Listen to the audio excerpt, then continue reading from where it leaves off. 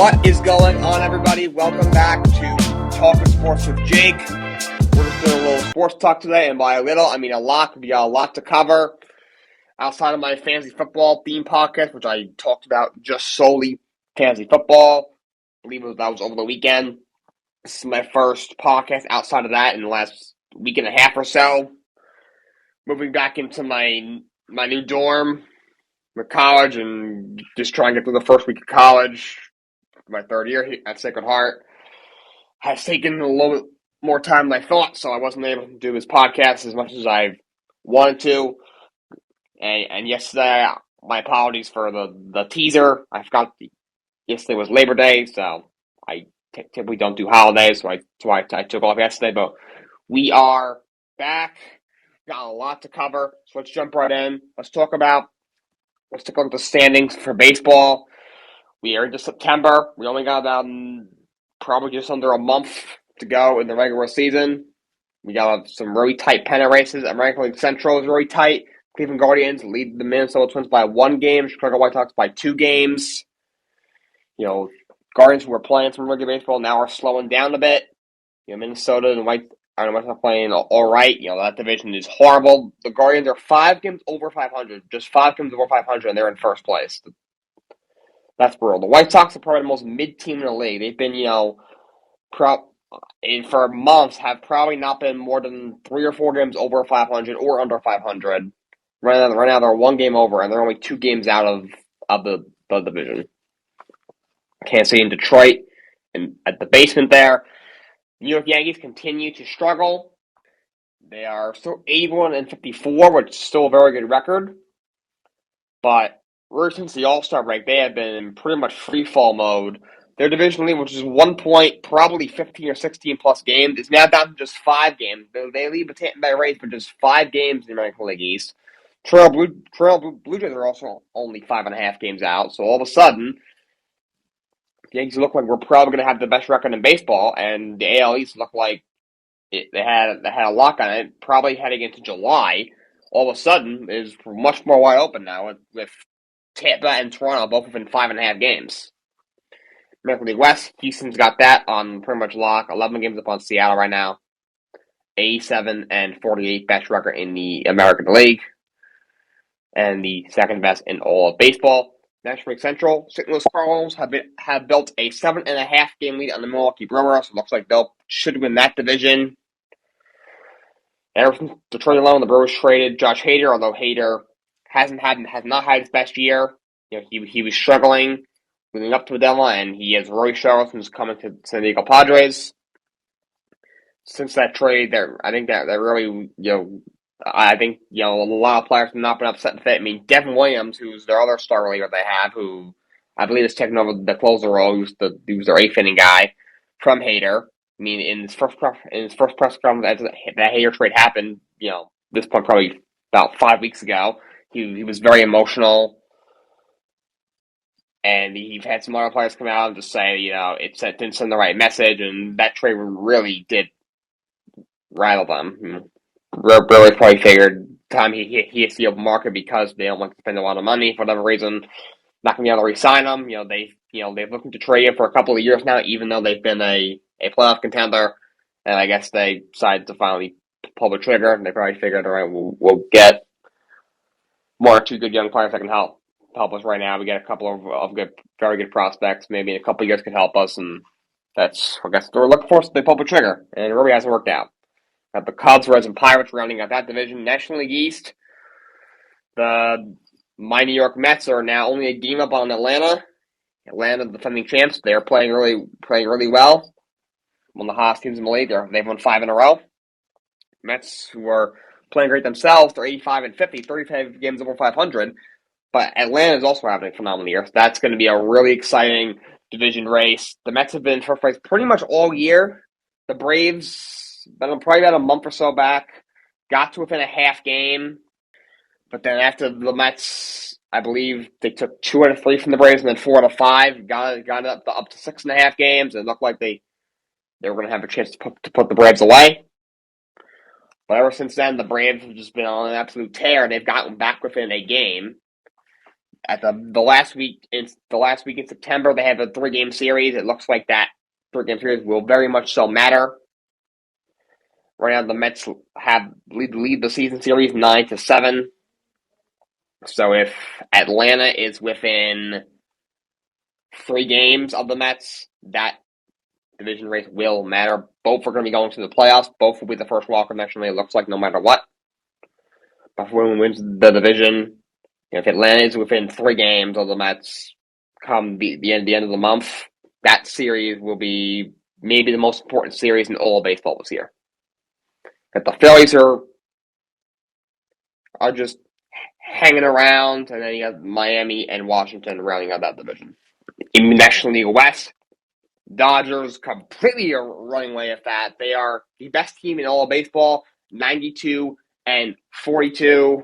They are 50 games over 500. 5-0. 50 games over 500. San Diego Padres are probably going to be a playoff team, and they're 19 games clear of the Padres, and the Padres right now are in the playoffs.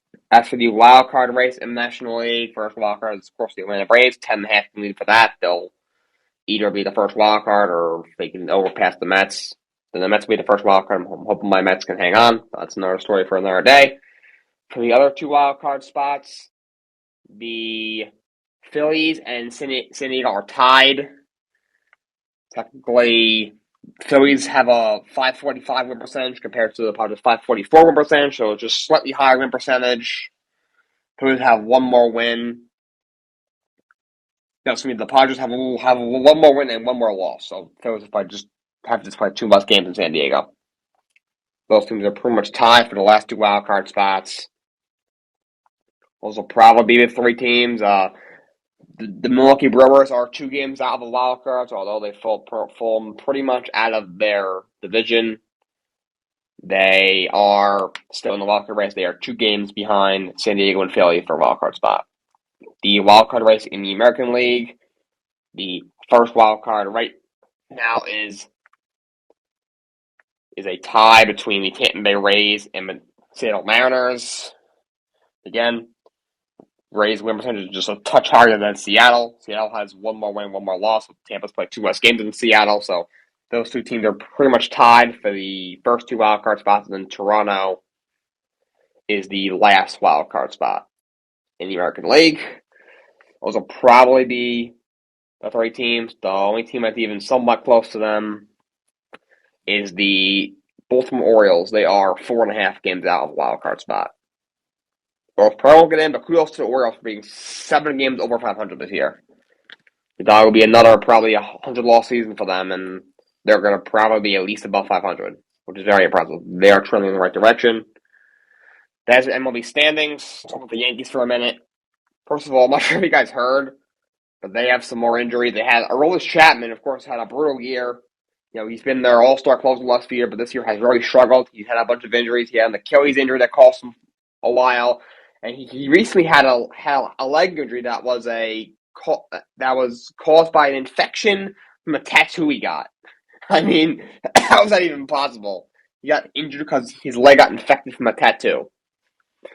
Andrew Benintendi, who was their big trade deadline acquisition, one other trade deadline acquisitions. Really good player. He's been one of their starting outfielders since he got to the Yankees, hitting over 300 this year, like a 360, 370 on base. And he just had surgery, so he's going to be out for a bit. Or without some guys. They've been without.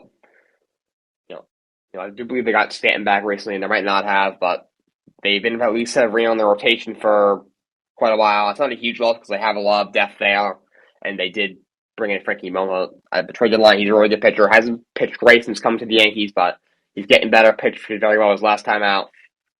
He's a very good starter they got, so they were able to overcome that loss of Sevy much more easily than if it was from pretty much any other team. Maybe something like the Mets or the Dodgers, or maybe the Astros, because the depth that the Yankees had, and then the move that they made. And now they lose Benintendi and Matt Carpenter, who, of course, in like 130 at bats, was hitting 300, 15 home runs, was a big spark for them, could play all over the field, was hitting the cover off the ball. And he's been out because he had broken foot. They're hoping to get him back. When he originally got hurt, he was hoping to get back at least before October. So we'll see if we see him again. The guy that they traded Jordan Montgomery for. Jordan Montgomery was like probably the third or fourth best starter, and they traded him to St. Louis for Harrison Bader, who's not a great hitter, but he's a great center fielder defensively. He was already on the injured list when they got him. They knew that. They said he was expected to come back in September. He isn't quite back yet, but hopefully very soon they get him back. But hopefully, I'm sure the Yankees are hoping. I don't care. I'm not a Yankee fan. I don't know if the Yankees at all. I'm a Mets fan, but they're supposed to get him back at some point in September. That was the plan when they traded for him. It's weird, like the two main guys they traded away, Joey Gallo obviously was having an abysmal year, was hitting like 160. Was having an abysmal year. Since he's played with the Dodgers, since he's gone to the Dodgers, he's been playing a lot better. He's hitting like 270 with them. His average was like 160, or maybe a bit lower than that, but the Yankees is creeping up towards 200. As of, I think, Wednesday of last week, I think it was at like 195 when the Mets and Dodgers played. So Gallo still had a great year. He still has not had a good year, but he's actually played well with the Dodgers after he was abysmal with the Yankees. And Jordan Montgomery was, at best their third best starter. Since he's gone to the Cardinals, he has an ERA under 1. He's looked the best he's ever looked his entire career since he went to the Cardinals. And of course, the guy they got back from Montgomery, Harrison Bader, hasn't even been on the field yet because he hasn't even seen the field yet because he's battling that foot injury. He's been battling for quite a while now. They do have some injuries, but this collapse is insane. Through June, they had the best record in all of baseball. They were dominating. They had a loaded lineup. They had the best ERA in the majors. And ever since then, their pitching has struggled. Garrett Cole has kind of fallen off. And then Nestor Cortez has not been as dominant. Just, Frankie Montas, got to a slow start after coming over. Jameson Taillon has come way back down to earth. Their closer Clay Holmes, of course, bouts some injuries. He has struggled. And don't get me injuries. I know I was talking about their injuries. Like, don't get me, Luis Severino's out. Like, the Yankees have, like, so many good starting pitchers. Garrett Cole's supposed to be a top 5 guy in the league. He's getting paid $36 million a year. And Nestor Cortez had a breakout year. You have Jameson Taillon, who's had a pretty good season. Been a lot better than he was last year when he struggled last year. You bring in Montas, who's came to the Yankees with a 3.1 ERA. Yeah, you have Domingo Román, who's been serviceable as your 5th star since Severino got hurt. Clay Holmes got hurt. Like, I know you've injuries involved, but Chad Green's been out since May. Like, Michael Caine's been out probably since June. Clay Holmes, all right. Yes, he is your closer. Even Clay Holmes, he was struggling mightily after he got prior to his injury. He had blown like 4 saves in like a 2-week span, and they were considering giving him a different role, like removing him from the closer role before he got hurt. Yes, Stan's a pretty big loss, and you lose Carpenter in your lineup, and now you lose Benintendi. But you got Aaron Judge is having one of the best years ever. He's got a chance to have the most home runs in a season by an American League player. Of course, the all-time record is Barry Bonds, did it for the San Francisco Giants. He was 73, I believe it is. He's not going to catch that. But in the American League, it's Roger Maris, and of course another former Yankee from years and years and years ago. He hit 61. So that he has a shot to break. He needs to tie it. He needs 7 more to break. He needs 8 more. Got about probably 3.5, 4 weeks to do so. He hit number 54 last night. Definitely going to win American MVP, I would think. So they still have some good guys in that lineup. Even with, I know Stanton's been out for a bit. He had 24 home runs. You get Anthony Rizzo's got like 30 home runs this year. Gleyber Torres, I know he's been struggling, but he's got like 20 homers this year. Isaiah Canner-Falefa's hitting like 260. Jose Trevino's had a good year, hitting like 250, 260. He was an all-star this year. I know they have had some hitters in their lineup. Like I said, you lose Stanton who had 24 bombs, you lose Carpenter who was hitting 300 with 15 home runs in like 40 games. Now you lose Ben Tendy who's hitting like 300 this year between Kansas City and the Bronx. But you still have a lineup led by Aaron Judge, who's having one of the best offensive years ever, and quite a few other very, very much so quality players. And like the rotation, still a rotation of Garrett Cole, Nestor Cortez, Frankie Montas, Jameson Taillon, and they have Domingo Roman. It's still a very good rotation. And I don't understand what the excuses for, oh, yeah, we have injuries in the bullpen. Chad Green's been out since like May, if not April. Now, Michael King, who is very good, he was having a great year, it's been out since like June. Clay Hollow, I think, is already back. He was struggling anyway. And who cares about Chapman? Chapman's been horrible this year. You're over 5, I think, this year. Been horrible.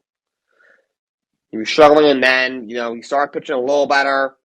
And then once Clay Holmes went down, they gave him the closer role, and they started getting blown up again. They're going to be Harrison Bader. The guy hasn't played a single game for the Yankees. He came to the Yankees injured. Maybe you should ask Brian Cashman why you trade your third best starter for an injured player who you may or may not see in another month after you got him. I don't believe they've gotten him yet, and it's been probably 5 weeks since the trade. Fine, 4 weeks, 4.5 weeks, whatever it is. The New York Mets were without two of the best pitchers of this generation. Jacob deGrom and Max Scherzer are 2 top 5 starter pitchers in the game, 2 of the best pitchers of their generation. Scherzer's a first-ballot Hall of Famer. DeGrom probably still has a little bit way to go, but if he stays healthy, I think he'll definitely be in the Hall of Fame one day. DeGrom missed the first 4 months of the year. Scherzer was out for 2 months. Now he might miss his next start because of the side fatigue he had in his last start. And they are 35 games over 500. They're like 4 or 5 games clear of the Yankees, guaranteed to be in the playoffs, probably going to win the division. I do think they'll hold up the Braves. There's no excuse for the Yankees' injuries. Like, they got to get rid of Aaron Boone. I know there's too many fans who hate him. Some are like, the hate's a little bit unwarranted. Like, the guy can't get the most out of his players. I mean, Josh Johnson is now in the good year. Gleyber Torres fell after a hot start. Even Isaiah Kiner-Falefa and Jose Trevino, which you picked up, in the second half have not been playing nearly as well. It's a really bad luck with Joe Montgomery, who had like a 3.5 ERA for the Yankees, was having a decent year. Goes to the Cardinals, he looks like freaking Walter Johnson. Joey Gallo was maybe the worst player in the majors. Goes to the Dodgers, he looks like a borderline all-star. And like the guy's decision making is terrible. Like, he's too soft. The Yankees need someone who this is New York. Manager of the Yankees, you gotta have some balls, and Boone doesn't have that. I respect him, always standing up for his players, with the umpires. But like, even when he gets ejected, like the team doesn't get sparked. The team's losing, and then he tries to like spark up. He's probably pissed off and trying to stand up for his player, which I respect. There's a reason that they're trying to get a robot umpire because a lot of these umpires are terrible. But the team doesn't get sparked. Why? Because he's just not the guy to spark them. They have some injuries, but every team has injuries. The Mets have had a ton of injuries, along with DeGrom and Scherzer. They've had other guys that have come in that lineup. Starling Marte's been nicked up all year. Luis Guillorme, who's for the most part has been their starting lineup this year. He's been out for a while. Jorge Escobar, who's played a lot this year at third base, he was out for a bit. Jason McCann, starting catcher, missed a lot of time this year. They've had injuries to the relievers. And they're still much better than the Yankees, in my opinion. I know they split the season series 2-2. They're like 5 games ahead of the Yankees this year and have never complained, have never, blamed, possibly almost losing the division to the Atlanta Braves on injuries. I haven't. The reason that the Braves have gotten back in front of game balls is because the Braves are just such a fantastic team. And because, you can't lose 2 out of 3 to the worst team baseball in the Washington Nationals that the Mets just did. That can't happen. And at one point, they kind of slowed down probably for about a month or so. And I think once they beat the Yankees, they realized this team is a World Series team. We got DeGrom coming back, and that's when they really got their groove back. And right now they're 85 and 50. So Yankees better get themselves together. Otherwise, they'll still make the playoffs. They're gonna make the playoffs. I don't see how they don't. The first team out is the Baltimore Orioles, who they're 10 games clear of. So they'll at least make the playoffs. But if they drop into a wild card, they might be out in the first round. Which, if that happens, I think they should fire Boone and make a lot of changes. Honestly, Cashman's trade to one point looked genius. The trade to trade Gary Sanchez and G. Urshela for Isaiah Kiner-Falefa and Josh Donaldson does not look that great. Donaldson, since the beginning of the year, has not played well. He's hitting like 220 this year. The guy's a complete douche. Kiner-Falefa's been good. He's hitting like 260. He's a great defender. He's been a solid pickup, but they could have had better. Even Jose Trevino, has been a solid pickup. They didn't give up much for him to get him from Texas. He replaced Gary Sanchez, obviously, but he was an all-star in the first half of the year. But even honestly, he has not been near the same.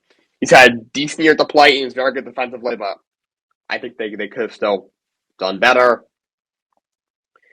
And look, they didn't do anything to address their pitching this offseason.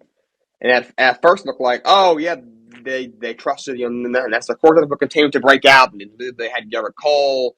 They knew what they had in Montgomery. They knew Taillon pitched well pitched better at the end of last year, and they knew they had the bullpen. They saw how well Clay Holmes pitched down the stretch last year after they got him from Pittsburgh. And now it's coming back to bite him. Garrett Cole has been sloping a bit. Now Nestor Cortez is still pitching very well, but not as well as he once was. Now Taillon's struggling a bit. They thought, Silverman's going to be healthy. He was healthy, now he's not. And in the bullpen, they didn't bring in any depth to their bullpen, any other arms. Chapman fell off a cliff this year. Losine got fell off a cliff this year. Clay Holmes is broken out, but now he's hurt and he's struggling. Michael King's out for the year. Chad Green's out for the year. Miguel Castro, they picked up from the Mets right before the season. He's been out for forever. And now their bullpen's a mess. What'd you expect? Boone's got to go, and honestly, Cashman, who looked like, people were like, oh, we got to apologize to this guy. He actually did a great job this offseason. Not really. He picked up Donaldson, who hasn't really not been that good. Kiner-Falefa's been good, not great. Trevino's been good, not great. The guys they give up, Gary Sanchez has looked, I think, has played better in Minnesota. G. Urshela has played well. Look at the trade deadline. They traded away Montgomery for an injured player, and Montgomery looks like freaking Jacob deGrom. And then you trade away Gallo, who was abysmal. Now he looks like almost like an all-star player with the Dodgers. So definitely a bad luck for the Yankees. We'll see where they go from there. On to some NBA. We had a big trade go down. Donovan Mitchell, the star shooting guard for the Utah Jazz, that saga finally ended. He was traded to the Cleveland Cavaliers. In return, the Utah Jazz get back Colin Sexton, a talented young point guard who had injuries last year when healthy. Is a great player. Was signed to a 4-year, $72 million extension upon being traded to the Jazz. They got Lauri Markkanen, who also battled injuries last year when healthy. Is a very good young power forward that can shoot.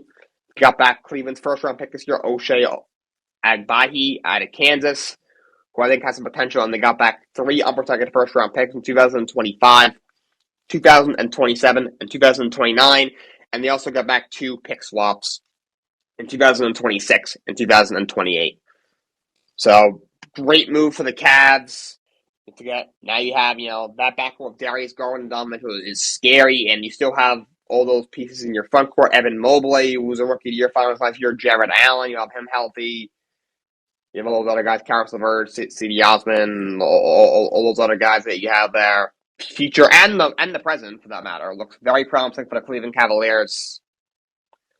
For Utah's return, I do think they got a pretty good return from I would have done what the Knicks offered them. I'll give that information in a minute. But they get back Colin Sexton, who I think is a really good player. Now he goes to Utah, but he'll have the ball in his hands a lot with Donovan Mitchell, of course, going the other way. And, obviously Rudy Gobert was traded to Minnesota earlier in the offseason. Got a huge return for him as well. Got back, what was it, like 5 players and 4 first-round picks, and like 3 were unprotected. So he held the ball in his hands a lot now. They clearly have confidence in him, signing him to a 4-year deal upon getting him. If he's healthy, I think he could be one of the best young point guards in the NBA. I like Lauri Markkanen. I think he's a really good second or third option. He's a very talented shooter for a guy his size. I like him, and he's a guy who was kind of up and down in Chicago before getting hurt last year. I thought was playing really well for Cleveland. And they do get 3 unprotected first-round picks. They get 2 more swaps. I think they have like 13 either unprotected or lightly protected first-round picks through 2029. So they got a great return for Rudy Gobert. They got I would say, a good return for Donovan Mitchell. Obviously, Danny Ainge, longtime Celtics president. Now he's their team president. I think he did a good job. Rebuilding his team, and he got some good young players. He got Colin Sexton. Now we got Lauri Markkanen for Gobert. He picked up Malik Beasley in that trade. He picked up Walker Kessler, a young center who was a first-round pick this year. We did get some depth. We got 3 other players in that Minnesota in that trade with Gobert. We got 4 or 5 firsts in the Gobert trade. 3 or 4 of those were unprotected. He gets 3 unprotected firsts from Cleveland, and then he gets 2 more swaps. He's on 13 first-round picks over the next 6 or 7 years that are either unprotected or lightly protected. So they have a lot of picks. They got some young pieces there, and they still have some guys that could trade. Mike Conley could probably fetch something good. Bogdanovich could probably fetch something. So we'll see where they go from here. But I thought Cleveland gets a pretty good return. They maybe could have gotten 1 or 2 other young pieces, but they do get a good draft pick return. They do get a couple of good young players. And Cleveland now looks like probably at least top 5 team in the Eastern Conference, in my opinion, and could have a nice little run this year. Talk about why he didn't go to the Knicks. They were going back and forth for months and months and months, talks on and off. Supposedly the most recent offer that the Knicks had on the table that the Jazz declined before sending him to Cleveland was R.J. Barrett, Obi Toppin, Mitchell Robinson, and I believe it was 3 first-round picks. The whole thing was the Knicks didn't want to trade R.J. Barrett, who appears to be a future star, still extremely young in his very early 20s. And, Knicks didn't want to include him. Jazz, wanted him. But it appears that, remember they had that deadline, said you either agree with trade or we're going to give RJ that extension. The Knicks ended up extending RJ Barrett for 4 years and $120 million. That's what really turned the trade off between Utah and New York. As a Knicks fan, I won Donovan Mitchell. Shame they didn't get him. They really needed a star, and they've needed a star for a couple of years now, and they didn't quite get one. That being said, if they were looks like they were going to have to send RJ Barrett based on their most recent offer, and I did not want to do that. So I'm happy that they have RJ Barrett, and that he got his long-term extension. From what I've heard, and something else that came out that because the Donovan Mitchell was not happy with the Jazz organization, the Jazz traded him out of spite because supposedly he wants to go to the Knicks. That was his preferred destination. They traded him to the Cleveland Cavaliers just to spite him. That's something else I heard. Can't really prove it, but honestly, I could see. Danny Ainge is a guy who he does not like to be messed with. He loves draft picks. Maybe he was just tired of Donovan Mitchell. He probably gets hired there, and then all we heard was Donovan Mitchell running his mouth about how he was unhappy there. He was like, you know what? Screw this guy. I'm not going to trade him where he wants to go. But that's despite it is now a Cleveland Cavalier. RJ Barrett signed a 4-year extension with the Knicks. The Lakers make a trade to get Patrick Beverley, a veteran point guard, obviously great defender. Pretty much makes every team he's on better. They give up Taylor Horton Tucker and Stanley Johnson in that deal. I think a pretty good move for the Lakers. At first it looked like that was going to be end of Russell Westbrook, since Pat Bev would probably take his spot, but now Lakers are saying they want to play them together. So Russ for now is still there. Nets looks like they're going to pick up Markieff Morris, get some depth on their bench. Probably going to do a NBA preview sometime in the near future. We will not be tomorrow. I'm hoping I can get you guys a date for that tomorrow, so be on the lookout for that. That's all I have. Moving on to the NFL. First of all, I just want to say kudos to the Washington Commanders rookie running back Brian Robinson, who was shot in an attempted robbery, and the next day was back at the facility. Could be back by week 5. Kudos to him for being really tough. We got some quarterback jobs that were won. The Seattle Seahawks made Geno Smith their starter over Drew Lock. Bit of a surprise. Drew Lock's career just gets worse and worse. Geno Smith, a career backup guy, was obviously a horrendous starter for the Jets for his first few years in the league. He will start for the Seattle Seahawks this year, so pray for Seahawks fans. Probably going to be a long year. And Mitch Trubisky beat out rookie Kenny Pickett and, of course, Mason Rudolph for the Steelers quarterback job. We have some injury news. Sam Darnold, who lost the quarterback job, of course, to Baker Mayfield in Carolina. He's got 4 to 6 weeks. He's got an ankle problem, so he's a guy that's going to have to, hopefully get better soon. Hope Baker Mayfield, doesn't play well, because that's the only way he's going to get into the game. He's clearly not very good. We got Denzel Mims requested a trade, after just did not cut him and right before roster cut down. But he played great in the last preseason game. Robert Saleh says he wants him to stay. He said he's counting on him. He's still there. And speaking of roster cuts, we had a couple of surprises. The Buffalo Bills cut tight end O.J. Howard, who wasn't going to start because they had Dawson Knox. He would have been another weapon for Josh Allen. They ended up cutting him. So that was a big of a surprise. We had Jalen Reagor finally got traded. He got traded to the Minnesota Vikings. So he's going to join Justin Jefferson, who was infamously drafted 1 pick before, and then Jalen Reagor went on and has been horrible. And Justin Jefferson is arguably a top 3 receiver in the game. He's only going into his 3rd year in the league. So rosters are finalized. Thursday Night Football, kicking off the NFL season, is this Thursday, September 8th. Bills-Rams should be a great game. And then this Sunday will be when Week 1 really gets into second gear. All right, now, before I conclude the NFL segment, I want to talk about the Las Vegas Raiders. They cannot draft. I want to talk about this team's drafting the last few years. Mike Mayock is one of the worst. Might go down as one of the worst GMs of all time. These are some of his draft picks. In 2019, he took Clelin Farrell, a defensive end, 4th overall, out of Clemson. He has been absolutely terrible. He's been terrible. The pick right after him was Devin White, who's arguably a top 3 linebacker in the NFL. Last year, he had 9 sacks as a middle linebacker at 22 years old. That's incredible. They could have had him. They took freaking Clelin Farrell, who has been a freaking ghost.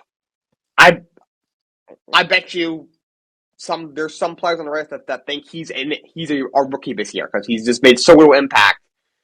It's just unfathomable how someone could be on a team for like 3 years and just not do anything. Now, he's a pretty good against the run, but he cannot rush the quarterback, and that's really his job. The guy is terrible. Let's talk about Josh Jacobs, who's a pretty solid player. Had a great rookie year. His rookie year ran for over 1,200 yards, was offensive rookie of the year, but since then has regressed. He averages 3.8 yards per rush. Last year, that was bottom 10 over the last 2 years. 3.8 yards per rush. He's a solid starting running back, but probably wasn't worth a 1st-round draft pick. he had his fifth-year option decline, so he's probably going to leave after the season. Jonathan Abram, oh Lord, he was in the former first-round pick. He's a corner, 28th pick in 2019. 2019, the Raiders had 3 first-round picks after they made the trade for Khalil Mack. They traded him to the Bears for all those picks. They at 4 they took Clelin Ferrell, who's been horrible. They took Josh Jacobs for like a 23rd pick. He's been good, not great. Been okay. Was great as a rookie, but his last 2 years he has regressed. Has fifth-year option decline. Probably won't be on the team next year. And Jonathan Abram has been terrible. On December 16th of 2020, this was a tweet that came out. At one point he went over a 5-game stretch where he was targeted 14 times, and he gave up 13 catches for 264 yards and 2 touchdowns. And that does not include another time where he vacated his coverage. He got his assignment mixed up, which led to Travis Kelce scoring a touchdown on him. The guy is just terrible. He can't cover for his life. Complete liability. He might be the worst coverage safety in the NFL. He's probably not going to be a starter this year. Won't be on the team next year. Has fifth-year option declined. He's terrible.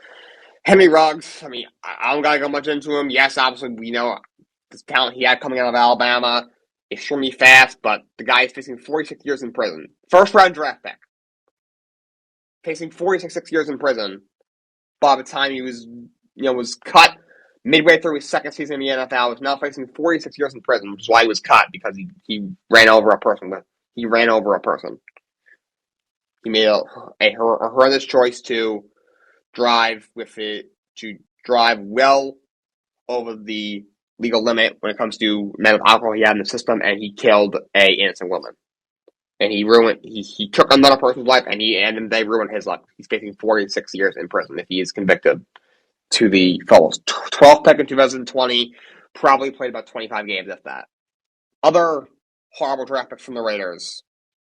What about Damon Arnett? Oh my lord. 19th pick in 2020, another first-round pick. Corner. Did not play very much, was absolutely terrible. He had injuries, was inconsistent. Was absolutely horrible, a liability in coverage. And last year was cut mid-season because he had a Instagram live that went viral. He threatened someone on Instagram Live, and he had like an AK-47 gun on the call with him. He threatened to kill somebody. And the guy's absolutely horrible anyway. Absolute disaster. First round pick, gone. In about 2.5 years. Terrible on the field, terrible off the field. Alex Leatherwood. Offensive tackle out of Alabama, took him in the first round last year. Was absolutely horrendous. They tried moving him to guard, didn't work. And now of course, they're bringing a new coach and new GM, and they decide they're going to try to trade him. If they couldn't trade, they were going to cut it, and then they end up trading him to the Chicago Bears, where he might start, get the fresh start, but the Bears also have probably the worst O-line in the league, so the guy who's in front of him isn't any much better than him. Wow. That's called some bad drafting. But guess who else is bad drafting? Get ready. The New England Patriots. Bill Belichick's draft picks. The Patriots had a lot of picks from 2018 to 2020. None of them were good. Let's look at 2018. First round pick, offensive tackle Isaiah Wynn. That was a pick they acquired from the Rams in the Brandon Cooks trade. Wynn, he's pretty good, but he also has had a lot of injury concerns. He gets hurt quite often, and the Patriots are actually looking to trade him. Their other first rounder in 2018, Sonny Michel, was very mediocre. Yeah, he had some injuries. He's no longer on the team. He's on like his 4th team already. He was. Yeah, I forgot where. I think he was on the Rams last year. He played pretty well, and that was in the Miami Dolphins. If he's even still there. Second round, cornerback Duke Dawson never played a single game. Second round pick, never played a single game. Was traded for a 7th round pick. 2019, in the first round, they took Robinson and Harry. Absolutely abysmal in 3 years. They traded him to the Bears for a 7th round pick right before roster cut down. There were so many great receivers they could have had. They could have had Deebo Samuel or A.J. Brown, and they took freaking N'Keal Harry. And then in the second round of that year, it's a cornerback, Joejuan Williams. He has started one game in 3 years, and now he's injured. In the third round, they took edge rusher Chase Winovich. He never played more than 30% of the defensive snaps. He's no longer on the team. Third round pick. They also did get Damien Harris in the third round last year, who's a very good starting running back, so they got a good pick there. Also in the third round, they took offensive tackle Yadni Kahuste, who in 7 games has played a grand total of in 3 years has played a grand total of 7 games. In 2019, they had 1, 2, 3 third round picks. He got a good return on Damien Harris. The other two have been abysmal. 2020, he took second round pick safety Kyle Duggar, who's a good player. So he did hit on a second round pick in 2020. Kyle Duggar is a very good player, very versatile. He's a good safety. His other picks in 2020, let's take a look at them. Linebacker Josh Uche, second round, has never played more than 31% of the snaps in his first 2 years. 2020 third round pick, linebacker Anthony Jennings. I have never heard of him. He played just 33% of the snaps last year, is now injured. And let's look at the two. He took 2 tight ends in the third round. Devin Asiasi had 2 catches in 2 years. He averaged 1 catch per year. He was just cut. They also took Dalton Keene several picks later, another tight end, who has just 3 catches in 2 years. He was just cut. So in 13 draft picks between 2008 and 2020, Belichick missed on 11 of them. So just wanted to bring up that kind of absolutely comedic drafting by the Raiders and the Patriots. The only other announcements that I have is Jason Peters has signed a 1-year deal with the Dallas Cowboys. Jason Peters, of course, longtime Philadelphia Eagle left tackle, is probably a borderline Hall of Famer. Had a great long career there. Last year played for the Bears. Was not very good, but he was there. Signed with the Eagles, also with the Dallas Cowboys. A few years ago, he did a press conference where he called the Dallas Cowboys an arrogant organization. A few years later, he's now playing for the Dallas Cowboys. Of course, they're all pro left tackle. Tyron Smith just had surgery. He's going to be out until at least December. So he's out most of the season. So they bring him in. He's pretty much washed. He's better than probably who was going to start in his place, but that's an interesting situation. And some unfortunate news for the Tennessee Titans. Their top pass rusher, Harold Landry, who led the team in sacks last year, tore his ACL, and he's out for the season. For NHL, we had JT Miller signed a 7-year extension with the Vancouver Canucks for $56 million. Had a career year last year. Former Ranger, he's a great player. Kudos to him. College football kicked off this past week.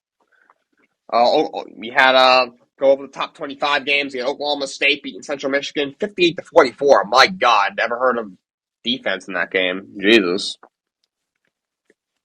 We had Pittsburgh and West Virginia had an incredible back and forth game. Pittsburgh, who's ranked 17th in the country, beat West Virginia 38-31. The Caden Slovis, 16 of 24, 308 yards, and a touchdown in that game. Wake Forest is ranked 22nd. They beat BMI 44-10.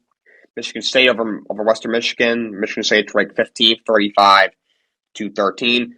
Alabama, they got Utah State, who's unranked. That's where Jordan Love went to college, and Alabama won 55-0. So yeah, Bryce Young, who's a popular Heisman pick, their quarterback, who had an incredible year last year as well. He was 18 of 28 for 195 yards and 5 touchdowns. Also had 5 carries for 100 yards, 20 yards per carry and a touchdown. So he had 295 total yards and 6 touchdowns. Big game for arguably the Heisman favorite, Bryce Young, who I believe may have won last year too. 2-seed Ohio State beat 5-seed Notre Dame 21-10. CJ Stroud, who's another popular Heisman pick, and Bryce Young are probably the top 3 Heisman favorites, along with linebacker Will Anderson, also at Alabama. CJ Stroud is expected to be a top 5 pick, and the number 1 overall pick in next year's draft. 24 out of 34, 220 yards and 2 scores. This running back at Henderson, 15 to 91 yards. This kid looks like he might be the top back in this year's draft. This kid's a player. Oregon absolutely destroyed Georgia, the defending national champions, ranked 3rd in the country. Then they beat Oregon, who is the 11th best team in the country, 49-3. Stetson Bennett, 25 of 31, 368 yards and 2 touchdowns. Texas A&M was ranked 6th. They beat Sam Houston 31-0. We had Florida, who's not even ranked. They beat number 7 Utah 29-26. Cameron Rising for Utah, 22 of 30, 216, a touchdown. He had at least 1 pick in that game. Didn't play great. The Pac-12 really struggled. Their best team, Utah, was ranked 7th, lost to an unranked Florida team. Unranked Florida, who has a new coach. Oregon, the second best team in the Pac-12, ranked 11th in the country. I know Georgia's a great team, but still, they lost 49-3. Ouch. Michigan's ranked 8th, beat Colorado State 51-7. 9th Oklahoma over UTEP 45-13. Of course, they're in a bit of a new era there of a new coach and a new quarterback. Tennessee and Baylor beat Albany 69-10. North Carolina State was ranked 13th. They snuck past East Carolina 21-20. East Carolina missed an extra point. A couple of them missed extra points. In college is weird. USC, who's ranked 14th, they beat Rice 66-14. So USC is the only Pac-12 team that really looked good.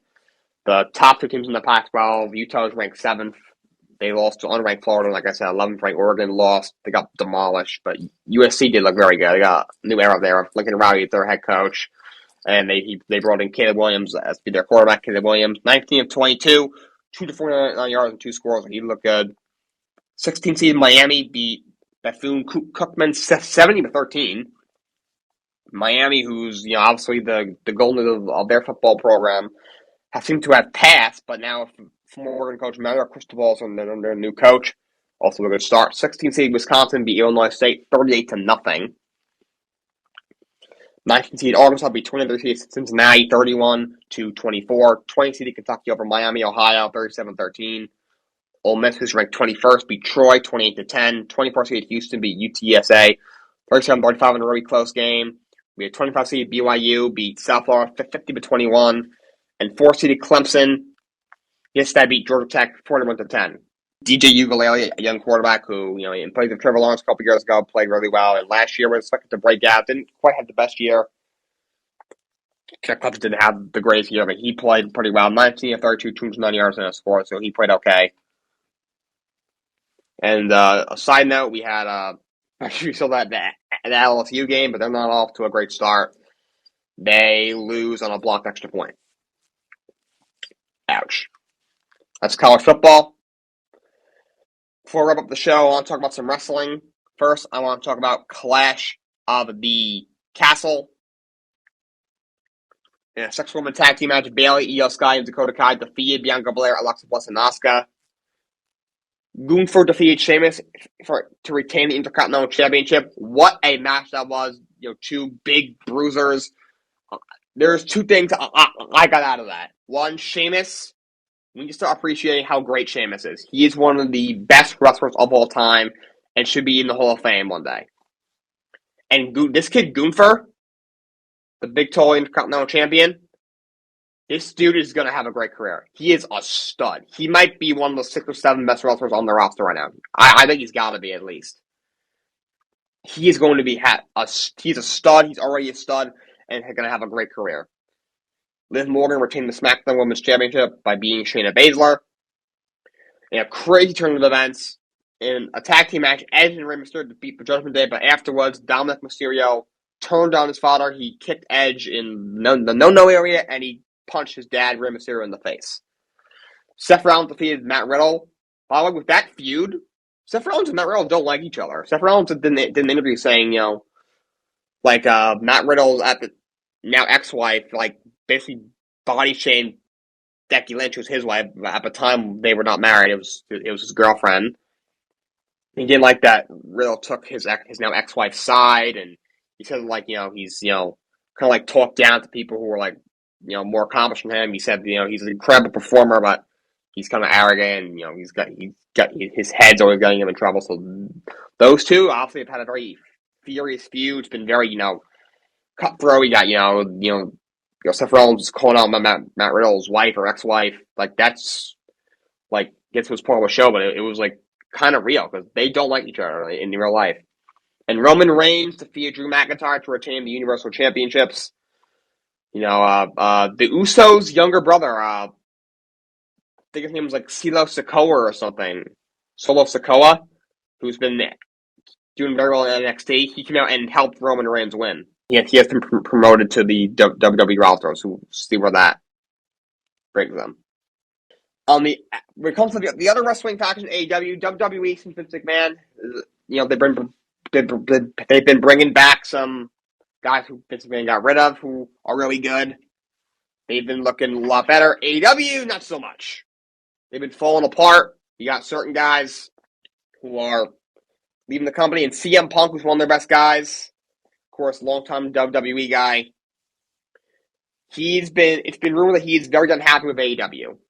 And he had a viral press conference after the event at AEW. He called out a bunch of people. He called out Colt Cabana. That's his in-ring name. His real name is Scott Colton. He goes by Colt Cabana in AEW. He called out him. He called out he called out like a lot of the higher ups. He called out the Young Bucks, who not only are the top faction in all of AEW. That's Kenny Omega is part of that. They also are, I believe, the vice president of AEW as well. So he called out them. He's been very vocal to Hangman Adam Page, who's one of AEW's top guys. He's been in a feud with. He has not been getting along from him. There's been a lot of friction between those two. Supposedly, it was caused by CM Punk. CM Punk accused Hangman Adam Page of ruining the company. He accused Page of going to business for himself, which in layman's terms means he cut a promo about CM Punk without CM Punk knowing, so he went off script, which pissed him off. And supposedly, and also like the Young Buck, which is Kenny Omega, Nick Jackson, and Matt Jackson. Of course, those are three of the best guys AEW has, and they are also the executive vice president of AEW, side with Hangman Page, which CM Punk did not like. By the way, Colton, him and CM Punk used to be friends, but for about 10 years, they had a falling out and are no longer friends. So CM Punk believes that the Young Bucks and Hangman Adam Page leaked to the reporters that he had Colton pulled from AEW and moved to Tony Khan and moved to a different wrestling promotion also owned by Tony Khan, who I have some thoughts on in a minute. I've always been a WWE fan, probably since I was 10 years old. I don't have anything against AEW. I think it's great that they are around. I love that it gives WWE some competition. It's another actual wrestling brand. As a wrestling fan, I just want to watch wrestling. I don't hate AEW whatsoever. I haven't watched too much of it, but that's nothing against them. I just something I haven't got around to doing. I actually am looking to watch a little bit more of it, and now with all these storylines going on, and some of them seem pretty real.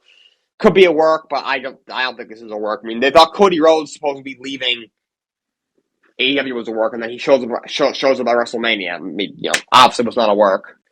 So CM Punk, he's a bitch, okay? This dude is such a bitch, alright? Shut up, CM Punk, alright? Shut your damn mouth, okay? This dude complained that he was The Rock comes back to WWE, comes world champion at 44, and he goes to AEW at 46 and wins the world title. Like, come on, dude. And then lose it to Jon Moxley in like 10 seconds. Or 3 minutes, whatever it was. The dude's a joke. He's a very good wrestler, great on the mic. He's always, throughout his wrestling career, he's been great on the mic. very good wrestler, but he thinks he's, this John Cena or The Rock blockbuster type guy. He's not. Okay, he's not. He's a very good wrestler. He is very good. Great. He's very elite on the mic. He's a very good wrestler, but he is not. He is not elite. He is not John Cena. Roman Reigns one time did an interview saying, he said he was never as over to John Cena or The Rock. And he's right. He's not. He never was and never will be. And this dude Tony Khan, this guy is such a complete asshole. This guy is a soft-skinned clown. Guy saying the WWE, purposely scheduled, Clash of the Castle and Whale the same day they had their promotion. So and that they haven't been nice to him. He's been nice to WWE. Dude, shut up. WWE has been here for decades and decades and decades. AEW's been here 3 years or something. Pay your freaking dues, dude. All right, shut up.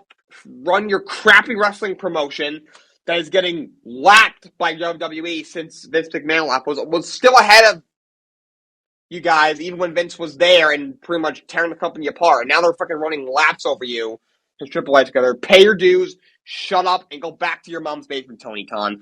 You're a complete joke. Even if they did schedule it on the same day as you. That's called being smart. So on Labor Day, the last couple of years, we were the only wrestling show, and now we're not. I think it's not a coincidence.